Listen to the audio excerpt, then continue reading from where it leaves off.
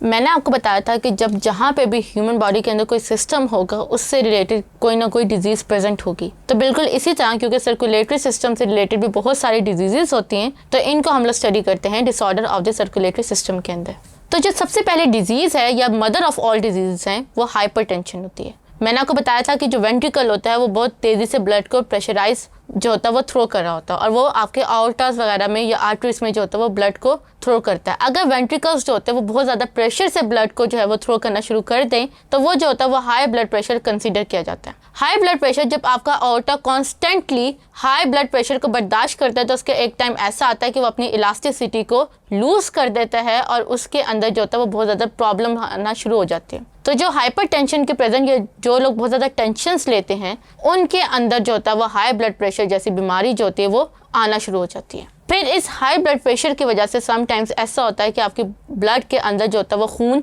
रुकना शुरू हो जाता है, और खून रुकने की वजह से आपका जो ब्लड होता है उसके अंदर एक क्लॉट प्रेजेंट क्रिएट हो जाता है जो कि वेसल्स को कम्प्लीटली ब्लॉक कर देता है। इसको हम लोग थ्रोम्बस कहते हैं। थ्रोम्बस के अंदर जो होता है वो मोस्टली आपका नॉर्मली जो है वो ब्लड फ्लो कर रहा होता है, लेकिन due to some reason blood जो होता है वो रुकना शुरू हो जाता है और वो एक क्लॉट क्रिएट कर लेता है। फिर ये समटाइम्स ऐसा होता है कि जो ये क्लॉट होता है ये उससे टूट के जो होता है वो ब्लड के अंदर ट्रैवल करना शुरू कर देता है, तो इसको हम लोग एम्बोलस कहते हैं, थ्रोम्बो एम्बोलस।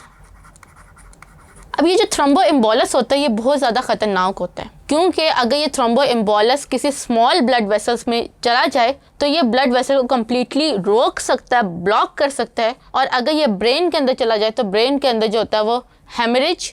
या जो होता है स्ट्रोक की बीमारी जो होती है वो आ सकती है। या अगर ये दिल के अंदर ये दिल की किसी भी वेसल को ब्लॉक कर दे तो आपका दिल जो होता है उसके अंदर हार्ट अटैक जो होता है वो क्रिएट हो सकता है। फिर इसके बाद हम बात करते हैं हार्ट अटैक की, जिसको हम लोग मेडिकल लैंग्वेज में मायोकार्डियल इन्फ्रैक्शन कहते हैं। मैंने आपको बताया कि अगर आपके ब्लड की जो वेसल है वो किसी भी तरीके से या तो एम्बोलस से जो कि ब्लड क्लॉट होता है, या आपकी जो है वो किसी भी आपने बहुत ज़्यादा जो है वो फैट्स ली और उनकी वजह से जो है वो प्लेग की वजह से जो है वो ब्लड की वो मसल्स जो हैं वो स्टॉप हो गए, ब्लड वेसल्स। जब ब्लड वेसल्स स्टॉप होंगी तो आपके दिल को न्यूट्रिएंट्स नहीं मिलेंगे और आपका जो दिल होता है वो 24/7 जो होता है वो काम कर रहा होता है, और जैसे उसे न्यूट्रिएंट्स नहीं मिलते तो वो जो होता है वो उसके टिश्यूज़ की डेथ होना शुरू हो जाती है, और जब टिश्यूज़ की डेथ होती है तो आपका दिल धड़कना बंद कर देता है, और इस कंडीशन को हम लोग मायोकार्डियल इन्फ्रैक्शन यानी हार्ट अटैक कहते हैं। फिर अगर आपकी जो है ये अगर आपकी ब्लड की वेसल्स दिल में बंद हो तो हार्ट अटैक होता है, लेकिन अगर ये ब्लड की वेसल्स दिमाग में बंद हो जाएं तो फिर आपकी जो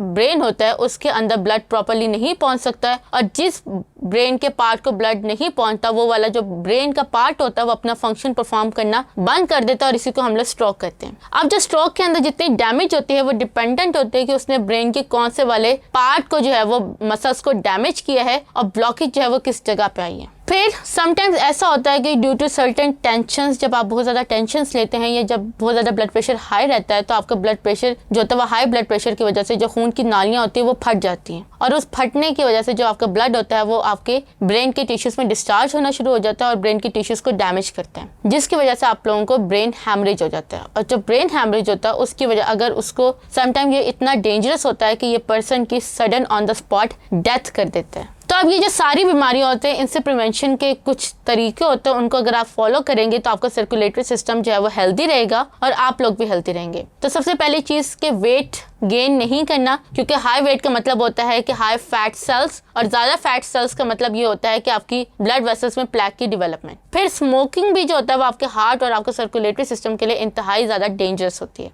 फिर कोशिश करें कि आप जो है वो एक्सरसाइज ज़्यादा करें, ज़्यादा एक्सरसाइज से जो है वो आपके फैट्स के सेल्स जो होंगे वो बर्न होंगे और आपके ब्लड के अंदर जो है वो फैट डिपॉजिट नहीं होगा ब्लड वेसल्स में। और फिर टेंशन्स और स्ट्रेस को जो है वो अवॉइड करें, क्योंकि अगर आप उन्हें अवॉइड नहीं करेंगे तो आपके ब्लड के अंदर हाइपर टेंशन क्रिएट होगी और फिर वो जो है वो या तो स्ट्रोक या जो है वो हार्ट अटैक जैसे कंडीशंस क्रिएट कर देगी। तो इस तरह से जो है वो इन प्रिवेंशंस को फॉलो करते हुए हम लोग अपने सर्कुलेटरी सिस्टम और अपने हार्ट को जो है वो डैमेज होने से और जो है वो प्रोटेक्ट कर सकते हैं। Thank you.